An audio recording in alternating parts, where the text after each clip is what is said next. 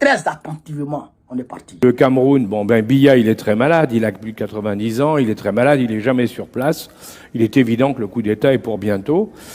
Et le Tchad, ce sont les Français qui ont imposé après l'assassinat de Déby, parce que c'est pas une histoire de combat, hein, ils se sont battus entre généraux à coups de revolver. Quand Déby a été tué, les Français ont imposé le fils Déby comme patron, comme président, alors que toute la population ne voulait plus de la famille Déby.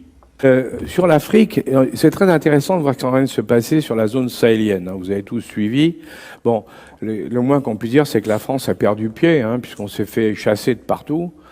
Enfin, non, c'est pas fait chasser de partout, excusez-moi. Il reste le Cameroun, ça va pas tarder. Le Tchad, ça va pas tarder non plus. Donc, hein. Alors, il restera la Mauritanie, parce qu'elle est très bien tenue par les gens qui sont en place, et le Sénégal, parce qu'ils ont une équipe qui est très bonne, mais qui est déjà démarquée de la France. Parce on les a vexés en exigeant que le président ne se présente pas plus de 2 fois parce que c'était scandaleux de notre point de vue à nous. Bon, Macky Sall l'a accepté. Bon, c'est son candidat qui va évidemment passer à sa place. Mais il a dit c'est quand même invraisemblable que les Européens continuent à nous donner des leçons sur tout.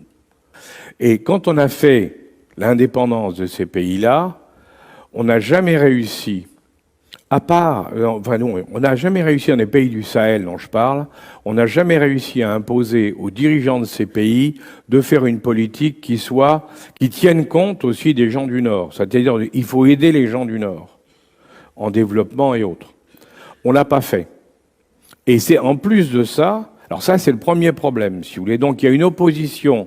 On a souvent confondu le terrorisme dans ces pays-là. On dit des bandes terroristes, c'est pas vrai.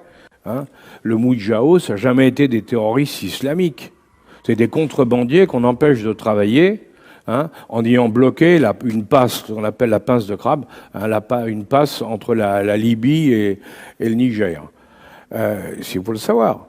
Hein. Mais quand les gars ils peuvent plus travailler, ils crèvent la faim, parce que dans ces pays-là, ils sont très pauvres, ils crèvent la faim, ben, qu'est-ce qu'ils font? Ils prennent les armes.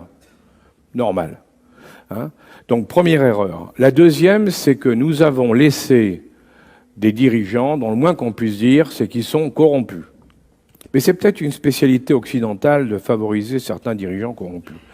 Parce qu'on le voit dans beaucoup d'endroits. Là, c'est sûr que vous prenez le président du Mali, c'était un corrompu notoire. Il touchait de l'argent même sur les rançons. C'est vous dire. Et la question qu'on peut se poser aujourd'hui, c'est effectivement pourquoi ou comment. Eh bien, on n'a pas vu tout ça. Alors qu'on le sait, hein, on le disait, on l'affirmait, autres. Pourquoi on n'a pas vu tout ça? Et parce qu'on n'a pas voulu le voir, eh ben, on en est arrivé là. Et c'est pour ça que je vous dis, le Cameroun, bon ben Biya, il est très malade, il a plus de 90 ans, il est très malade, il est jamais sur place. Il est évident que le coup d'État est pour bientôt. Et le Tchad, ce sont les Français qui ont imposé après l'assassinat de Déby, parce que c'est pas une histoire de combat, hein, ils se sont battus entre généraux à coups de revolver. Quand Déby a été tué, les Français ont imposé le fils Déby comme patron, comme président, alors que toute la population ne voulait plus de la famille Déby. Donc, il ne faut pas s'étonner si dans les mois à venir, les années à venir, ben, Déby va être renversé. Donc, si vous voulez, toute l'histoire de l'Afrique, nous avons perdu l'Afrique. Oui, maintenant c'est sûr. Hein, la question, c'est pas pour des raisons de terrorisme. Le terrorisme, c'est un problème mineur. Alors, je ne dis pas que Boko Haram, c'est mineur, ou que le GIA, c'est mineur. Mais par rapport à l'ensemble du problème, c'est un problème mineur. Et ils sont capables de le régler tout seuls, en plus. Si on les laisse faire, on leur donne les moyens, ils sont capables de le régler tout seuls. Le problème de l'Afrique, c'est que pour la France, il va falloir redéfinir une politique africaine.